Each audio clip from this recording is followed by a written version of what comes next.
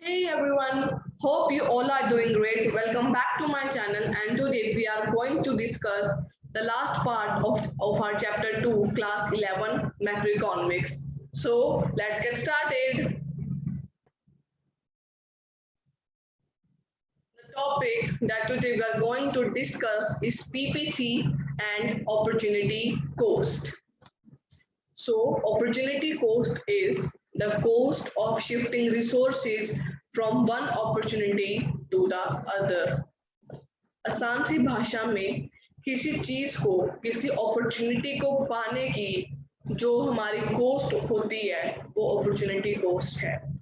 जैसे हमने हमारे पेरेंट्स से भी सुना है, कुछ पाने के लिए हमें हमेशा कुछ खोना पड़ता है। वही इकोनॉमिक्स में अगर हमें किसी अपॉर्चुनिटी को पाना है तो उससे पहले हमें किसी दूसरी अपॉर्चुनिटी को लूज करना होगा। फॉर एग्जाम्पल, अभी हमारे पास कुछ लैंड है जिसपे हम सिर्फ एप्पल्स को ग्रो करते हैं, लेकिन जैसे जैसे ह्यूमंस की डिमांड बढ़ी तो वो सिर्फ एक गुड से सेटिस्फाई ना होकर किसी दूसरे गुड को भी प्रोड्यूस करना चाहते हैं। तो उन्होंने सोचा कि अब हम सिर्फ एप्पल्स को प्रोड्यूस नहीं करेंगे बल्कि हम वीट को भी प्रोड्यूस करेंगे। एप्पल्स के साथ साथ वीट को भी प्रोड्यूस करेंगे, लेकिन हमारे पास जो लैंड है वो लिमिटेड है, ठीक है। तो अगर हमें अब एप्पल्स के साथ साथ वीट को भी प्रोड्यूस करना है तो जो हमें एप्पल्स वाली लैंड है उसका कुछ हिस्सा हमें वीट को देना पड़ेगा। और जब हम वीट को प्रोड्यूस करने के लिए अपनी एप्पल्स वाली लैंड का हिस्सा देंगे तो हमारी एप्पल्स की प्रोडक्शन ऑटोमेटिकली डिक्रीज हो जाएगी और वीट की प्रोडक्शन 0 से इंक्रीज हो जाएगी। यहाँ पे ये हमारी सेकंड अपॉर्चुनिटी है। हमने वीट को पाने के लिए एप्पल्स की प्रोडक्शन को लूज कर दिया, हमारी एप्पल्स का प्रोडक्शन का लॉस हो गया, and this opportunity loss is called opportunity cost as there are some resources owing to the limited access to resources, we have to shift our resources from apples to wheat, and due to this there is loss of apples, and this loss is called opportunity cost. Opportunity cost two types की होती है, total opportunity cost and marginal opportunity cost. Total opportunity cost is the total loss of output, जो हमारा पूरा total loss हो रहा है output का, हमारी अपॉर्चुनिटी का, when some resources are shifted from one opportunity to the other. For example, जब हमने एप्पल से वीट की तरफ अपना लैंड को शिफ्ट किया तो हमारा टोटल लॉस जो हुआ एप्पल्स की प्रोडक्शन का था वो 10 टन्स था। यही 10 टन्स हमारा टोटल अपॉर्चुनिटी कॉस्ट है, क्योंकि ये हमारा टोटल लॉस हुआ at the end of year जब हमने हमारा रिसोर्सेज को शिफ्ट किया एप्पल से वीट की तरफ, तो हमारा 10 टन्स का प्रोडक्शन एप्पल्स का लूज हो गया, लॉस्ट हो गया, and that is total opportunity cost. Next is marginal opportunity cost. पहले मार्जिनल अपॉर्चुनिटी कॉस्ट का हम फॉर्मूला देख लेते हैं। Marginal opportunity cost is loss of output and divided by gain of output. ऊपर लॉस, क्योंकि कुछ पाने से पहले हमें पहले लॉस को बियर करना पड़ता है, तो ऊपर लॉस और नीचे गेन। फॉर एग्जाम्पल, जब हमने एप्पल से जब वीट की तरफ हमने अपना रिसोर्सेज को शिफ्ट किया तो हमारे 10 टन्स की प्रोडक्शन एप्पल्स की लूज हो गई और 25 टन्स का हमें वीट का प्रोडक्शन हुआ। तो हमारा मार्जिनल अपॉर्चुनिटी कॉस्ट क्या होगा? Loss divided by gain, 50 divided by 25, that is equal to 2 tons per unit। मतलब अगर हमें 1 टन वीट को प्रोड्यूस करना है तो उससे पहले हमें 2 टन्स ऑफ एप्पल को लॉस करना पड़ेगा, ये हमारा अपॉर्चुनिटी कॉस्ट है। So marginal rate of transformation is equal to marginal opportunity cost, ये इसका अदर नेम है, हमें दोनों नेम्स पता होने चाहिए। तो marginal opportunity cost is the opportunity cost per unit of additional output of crop 2 यानी कि wheat when some resources are shifted from crop 1 to crop 2। जब हमने एप्पल से wheat की तरफ अपने रिसोर्सेज को शिफ्ट किया तो जो पर यूनिट जो हमारी कॉस्ट आ रही है, मतलब 1 टन ऑफ व्हीट को प्रोड्यूस करने के लिए हमें 2 टन एप्पल्स को सैक्रिफाइस करना पड़ेगा पर यूनिट। और यहाँ पे हमारा टोटल अपॉर्चुनिटी क्या कॉस्ट क्या होगा 50 टन, क्योंकि ये हमारा टोटल लॉस हुआ है। और हमारा एमओसी क्या है 2, क्योंकि हर 1 यूनिट ऑफ एप्पल को प्रोड्यूस करने के लिए हमें पहले 2 यूनिट्स ऑफ एप्पल्स को सैक्रिफाइस करना पड़ेगा। To produce 1 unit of wheat, we have to sacrifice 2 units of apples first. क्योंकि marginal opportunity cost is per unit of additional output। जैसे जैसे हम हमारा एक यूनिट wheat की तरफ बढ़ाते जाएंगे, हमारा 2 units of apples डिक्रीज होता जाएगा। Opportunity cost is equal to sacrifice.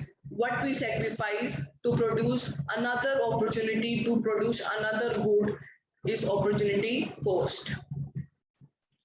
Opportunity cost can also be defined as value of factor in its next best alternative.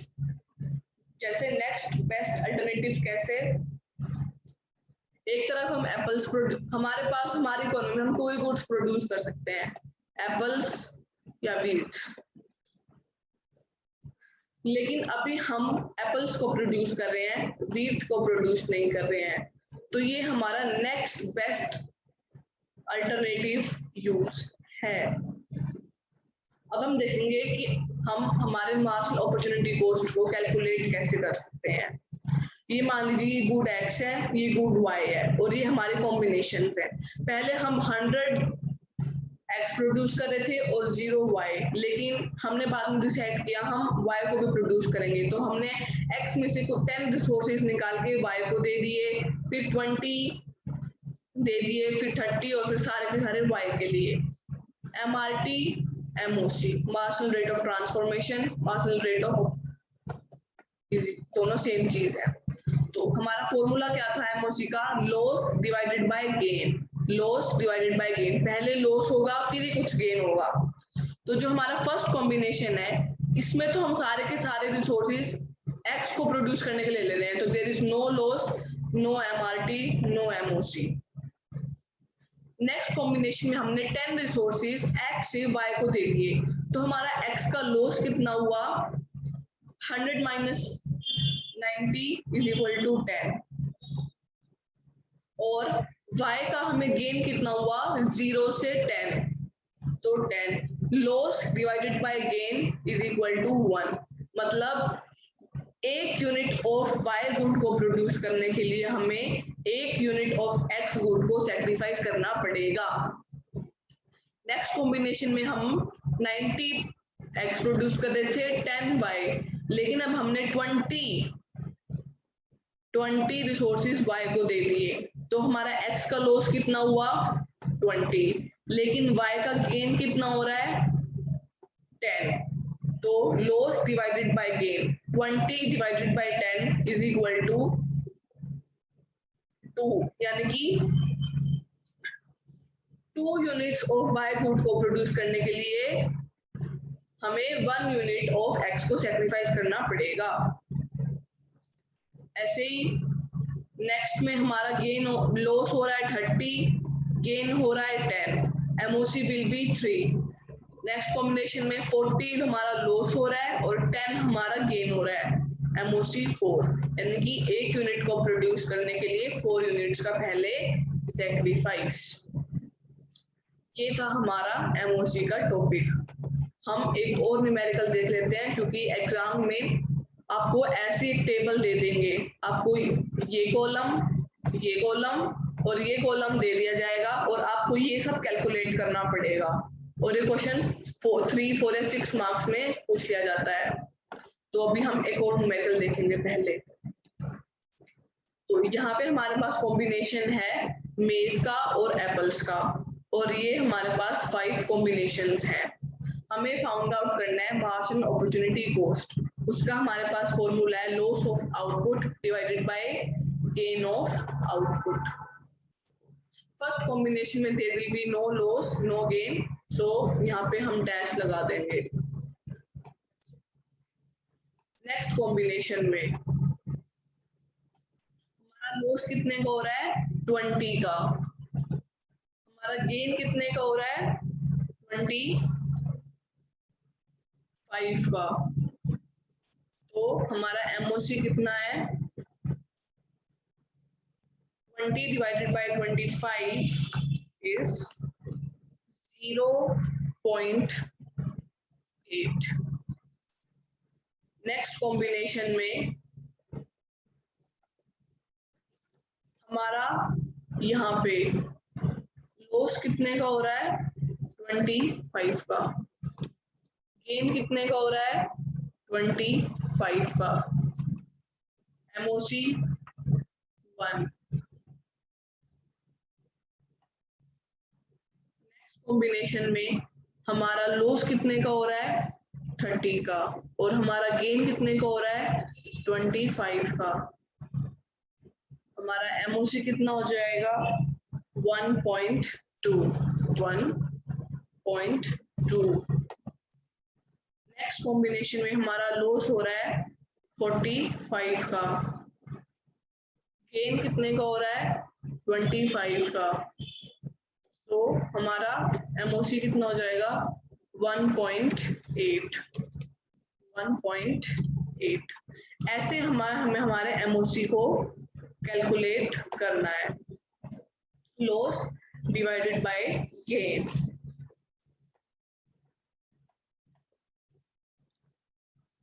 Characteristics of PPC. First is PP is downwards from left to right because of the negative relationship between the production of two goods. We have limited resources, तो अगर हमें हमारा एक good का production को increase करना है तो दूसरे गुड के प्रोडक्शन को डिक्रीज करना होगा। एक चीज अगर इंक्रीज हो रही है तो दूसरी डिक्रीज हो रही है, therefore there is negative relationship and that is the cause why the PPC is downwards from left to right, ऐसे नीचे की तरफ आ रहा है।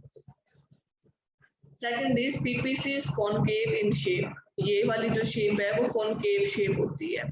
ये कॉनकेव शेप क्यों होती है because increasing marginal opportunity cost. Marginal opportunity cost हमें पता है क्या है एमओसी, यानी कि हमारा पर यूनिट जो हमारा लॉस हो रहा है जब हम हमारे रिसोर्सेज को शिफ्ट करते हैं अपॉर्चुनिटी 1 टू अपॉर्चुनिटी 2, इंक्रीजिंग जो हमारा एमओसी है वो इंक्रीज हो रहा है because we saw in the previous slide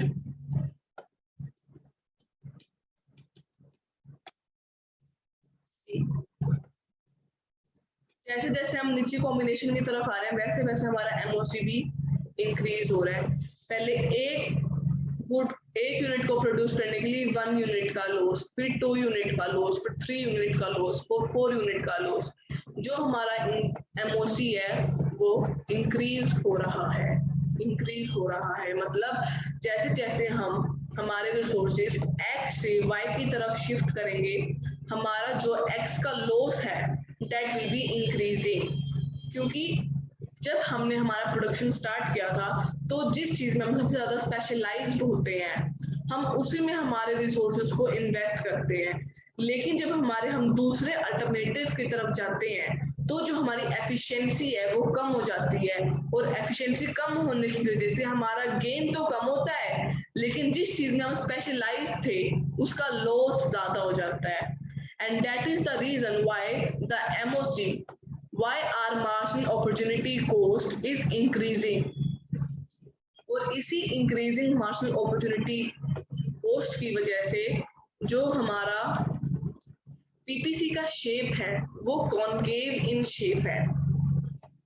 this because of increasing marginal rate of transformation और marginal opportunity cost, हमारा जो स्लोप है वो इंक्रीज हो रहा है और slope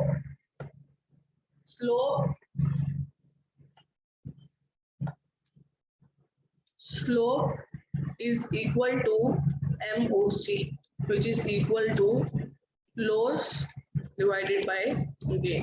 अगर हमसे ये कहा जाए हमें हमारे पीपीसी का स्लोप निकालना है तो हम हमारे एमओसी को निकाल देंगे, marginal opportunity cost, because slope is identical with marginal opportunity cost and that is loss of output divided by gain of output। हम डिस्कस करेंगे हमारे चैप्टर 2 का लास्ट टॉपिक का last part, that is shifting PPC. जब हमने PPC को discuss किया था तब हमने दो एजम्पशंस पढ़ी थी जिसके बेस पे हमने हमारा पीपीसी को ड्रॉ किया था। वो दो एजम्पशंस थी कि जो हमारे रिसोर्सेज है वो लिमिटेड है और उन रिसोर्सेज को फुल्ली और एफिशिएंटली यूटिलाइज किया जाता है, और दूसरी थी कि हमारे उस टाइम पीरियड में जो टेक्नोलॉजी है वो बिल्कुल कांस्टेंट रहती है। अब हम डिस्कस करेंगे कि क्या होगा अगर ये दो एजम्पशंस हिल जाएंगी या चेंज हो जाएंगी। तो हमारी फर्स्ट एजम्पशन थी रिसोर्सेज। तो what will happen if there will be change in resources. तो इसकी दो केसेस हो सकते हैं, या तो हमारे रिसोर्सेज इंक्रीज हो जाएंगे या हमारे रिसोर्सेज डिक्रीज हो जाएंगे। हमारे रिसोर्सेज इंक्रीज कैसे केसेस में हो सकते हैं, मान लो हमारे पास कोई माइन में हमें कोई कोल मिल जाता है या पॉपुलेशन में इंक्रीज हो जाता है, जो हमारी मैन पावर बढ़ जाती है, तब तो हमारे रिसोर्सेज इंक्रीज हो जाएंगे। तो ये है हमारा एक basic PPC. So what will happen if there is increase in our resources. जब हमारा रिसोर्सेज इंक्रीज होगा तो हमारी इकोनॉमी का प्रोडक्शन कैपेसिटी भी बढ़ जाएगा और हमारा जो प्रोडक्शन है वो दोनों गुड्स का बढ़ जाएगा। तो जो पीपीसी है वो आउटवर्ड्स की तरफ शिफ्ट हो जाएगा, because there is increase in resources due to which there will be increase in our production capacity। पहले हम A और B गुड्स को प्रोड्यूस कर रहे थे, लेकिन अब हम A डैश और B डैश गुड्स को प्रोड्यूस कर रहे हैं क्योंकि हमारे रिसोर्सेज इंक्रीज हो गए हैं, and so PPC will shift outwards.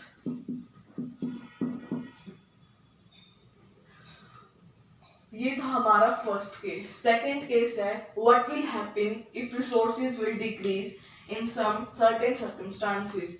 For example, अगर कहीं पे फ्लड आता है या कहीं पे कोई नेचुरल कैलामिटी आ जाती है, अर्थक्वेक या फ्लड आ जाता है, तब हमारा मैन पावर जो है, जो हमारे लोग हैं, अगर उनकी अनफॉर्चुनेटली डेथ हो जाती है तो जो हमारे रिसोर्सेज हैं उनमें कम हो जाएंगे, जो हमारा ह्यूमन रिसोर्सेज है that will decrease, and if our human resource will decrease, our resources will be decreased and that will lead to decrease in our production capacity।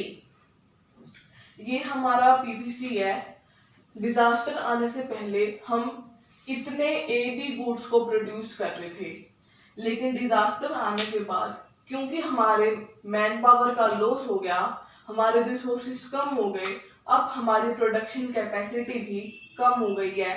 तो जो हमारा पीपीसी है वो दोनों तरफ से, गुड एक्स और गुड वाई दोनों की तरफ से इनवर्ड्स अंदर की तरफ डिक्रीज हो जाएगा, शिफ्ट हो जाएगा। तो अगर हमारे रिसोर्सेज इंक्रीज होंगे तो पीपीसी विल शिफ्ट आउटवर्ड्स, बाहर की तरफ, क्योंकि इंक्रीज हो गया है रिसोर्सेज तो प्रोडक्शन कैपेसिटी भी इंक्रीज हो गई है।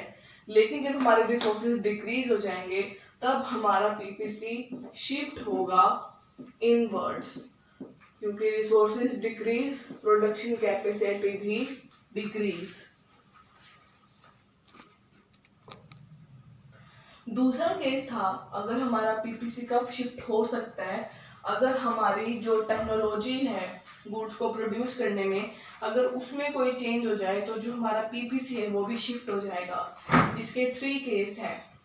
First is improvement in technology of good x. हमारे इकोनॉमी में हम 2 गुड्स को प्रोड्यूस कर रहे हैं और गुड एक्स को प्रोड्यूस करने की टेक्निक में कोई इम्प्रूवमेंट आ जाती है, कोई नई टेक्नोलॉजी आ जाती है जिससे जो हमारा मेथड है वो बहुत एफिशिएंट हो जाता है। तो क्या होगा,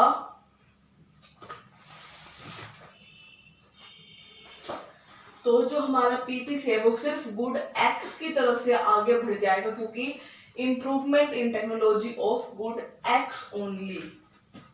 तो हमारा पीपीसी कुछ इस तरफ से जाएगा। गुड वाई की प्रोडक्शन के लेवल उतना ही रहेगा जितना पहले था, लेकिन जो गुड एक्स है उसकी प्रोडक्शन का लेवल बढ़ जाएगा due to improvement in technology. हम पहले गुड एक्स को ए प्रोड्यूस कर रहे थे और गुड वाई को बी, लेकिन टेक्नोलॉजी की इम्प्रूवमेंट की वजह से अब हम गुड एक्स को ए डैश प्रोड्यूस कर रहे हैं, लेकिन गुड वाई को सिर्फ बी तक ही प्रोड्यूस कर रहे हैं क्योंकि there is change in technology only in good x. दूसरा केस है improvement in technology of good y. अब जो गुड एक्स है उसकी टेक्नोलॉजी तो कांस्टेंट ही रहेगी, लेकिन अगर मान लो सिर्फ गुड वाई की टेक्नोलॉजी में चेंज आ जाए तो क्या होगा, तो सिर्फ गुड वाई की प्रोडक्शन बढ़ेगी। अभी हम गुड एक्स को ए प्रोड्यूस कर रहे हैं और गुड वाई को बी। अब हमारी कोई टेक्नोलॉजी में इम्प्रूवमेंट हो गई है, कोई नई टेक्निक इन्वेंट हो गई है जिससे हमारा गुड वाई का प्रोडक्शन बहुत जल्दी और बहुत एफिशिएंट तरीके हो सकता है, तो हमारा पीपीसी गुड वाई की तरफ से ऐसे बाहर की तरफ शिफ्ट हो जाएगा क्योंकि सिर्फ गुड वाई की टेक्नोलॉजी में इम्प्रूवमेंट हुई है और गुड वाई की जो प्रोडक्शन कैपेसिटी है वो इंक्रीज हो गई है। थर्ड केस है अगर दोनों गुड्स की टेक्नोलॉजी में इम्प्रूवमेंट हो जाए, तो बड़ा सिंपल सा है। अगर हमारे दोनों गुड्स की टेक्नोलॉजी में इम्प्रूवमेंट होगी तो हमारे दोनों गुड्स की जो प्रोडक्शन कैपेसिटी है वो इंक्रीज हो जाएगी और जो हमारा पीपीसी है वो दोनों साइड से ऐसे गुड वाई की साइड से भी और गुड एक्स की साइड से भी बाहर की तरफ शिफ्ट हो जाएगा। जब पहले हम गुड एक्स को ए और गुड वाई को बी प्रोड्यूस कर रहे थे, लेकिन अब due to improvement in technology of both the goods good x and good y, हमारा जो पीपीसी है वो दोनों तरफ से बाहर की तरह शिफ्ट हो जाएगा और जो हमारी प्रोडक्शन कैपेसिटी है वो ए से ए डैश और बी से बी डैश की तरफ इंक्रीज हो जाएगी।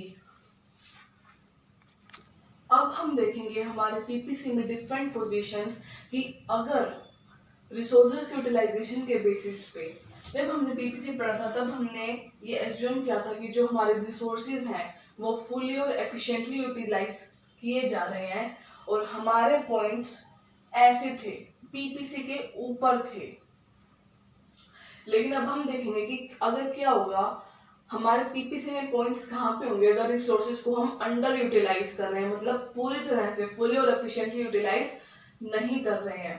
तो इतना तो पता है अगर हम हमारे रिसोर्सेज को फुली और एफिशिएंटली यूटिलाइज कर रहे हैं तो वो पॉइंट्स पीपीसी के ऊपर होंगे, जैसे कि पॉइंट्स ए और बी, क्योंकि ये हमारा पीपीसी है, ये हमारी प्रोडक्शन कैपेसिटी को इंडिकेट करता है और हम हमारी प्रोडक्शन कैपेसिटी को फुली यूटिलाइज कर रहे हैं, तो ये हमारे पॉइंट्स होंगे fuller utilisation. Fuller utilisation, resources are being utilised fully and efficiently. क्या होगा अगर हमारी प्रोडक्शन कैपेसिटी तो 100 ही है लेकिन हम गुड्स ही 80 प्रोड्यूस कर रहे हैं, तो वो यहाँ पे तो होएगा नहीं, तो वो कहाँ होएगा, वो इस ग्राफ के अंदर होगा। पॉइंट एल, इस एरिया में जो ये सारा एरिया है, ये सारा एरिया अंडर यूटिलाइजेशन का है, हम हमारे रिसोर्सेज को फुली और एफिशिएंटली यूटिलाइज नहीं कर रहे हैं। L point is denoting under utilisation. अब आप सोचो कि इसके दो ही केस हैं, फुल यूटिलाइजेशन और अंडर यूटिलाइजेशन। थर्ड पॉइंट और भी है, ये हमारी फुल कैपेसिटी है, लेकिन जरूरत तो नहीं कि हम हमेशा ही सिर्फ 100 ही हमारी प्रोडक्शन कैपेसिटी रहेगी। क्या हम इस ग्राफ के बाहर जाके प्रोडक्शन नहीं कर सकते? हम कर भी सकते हैं, नहीं भी कर सकते हैं। तो यहाँ पर एक और पॉइंट होता है M, जो कि होता है अनअटेनेबल एरिया। क्योंकि हमारी प्रोडक्शन कैपेसिटी 100 है, हम उसके बाहर जाके अपना गुड्स प्रोड्यूस नहीं कर सकते। या तो हम पीपीसी के ऊपर या पीपीसी के अंदर ये गुड्स प्रोड्यूस कर सकते हैं, हम उसके बाहर अपने गुड्स को प्रोड्यूस नहीं कर सकते हैं। ये अनअटेनेबल एरिया जो पीपीसी के बाहर का है। ये सिर्फ दो ही केसेस में हम बाहर जा सकते हैं, अगर हमारे रिसोर्सेज इंक्रीज हो जाएंगे या फिर हमारी टेक्नोलॉजी में इंप्रूवमेंट हो जाएगी, जो हमने पिछले ग्राफ में पढ़ा है। लेकिन जब तक हमारे रिसोर्सेज लिमिटेड है और हमारी जो टेक्नोलॉजी है वो कांस्टेंट है, हम ग्राफ से बाहर कभी भी बाहर नहीं जा सकते हैं। और ये हमारा होता है अनअटेनेबल एरिया, हम ये अटेन ही नहीं कर सकते। और जो ये ग्राफ वाला एरिया है, ये ग्राफ वाला एरिया और ग्राफ के अंदर वाला एरिया, ये होता है अटेनेबल एरिया। क्योंकि या तो हम 100 फूड्स को प्रोड्यूस कर सकते हैं या उससे कम। We can not produce 120 because our production capacity is only 100। तो इसमें 3 पॉइंट्स हैं, या तो हमारे गुड्स फुलर यूटिलाइज हो रहे हैं या अंडर, या फिर वो बाहर है, हमारी कैपेसिटी के ही बाहर है। 3 पॉइंट्स 3 एरियाज। अगर हमारे गुड्स फुलर यूटिलाइज हो रहे हैं तो वो ऑन द पीपीसी के ऊपर, like point A and B. Under utilise कर रहे हैं हम रिसोर्सेज को, मतलब हमारी प्रोडक्शन कैपेसिटी तो 100 है, लेकिन हम प्रोड्यूस गुड्स को 80 या उससे कम कर रहे हैं, तो हमारे बिलो पीपीसी, ये एल पॉइंट एल। या फिर हम 120 गुड्स को प्रोड्यूस ही नहीं कर सकते क्योंकि हमारी प्रोडक्शन कैपेसिटी 100 है, आउटसाइड पीपीसी। 3 points 3 areas. ये थी हमारी different position on PPC when resources are being fully utilized or underutilized or unattainable area. That's all. We have completed our chapter 2 and we will meet in our next video. We will be discussing our chapter 3. Until then, keep learning, keep growing. Bye bye.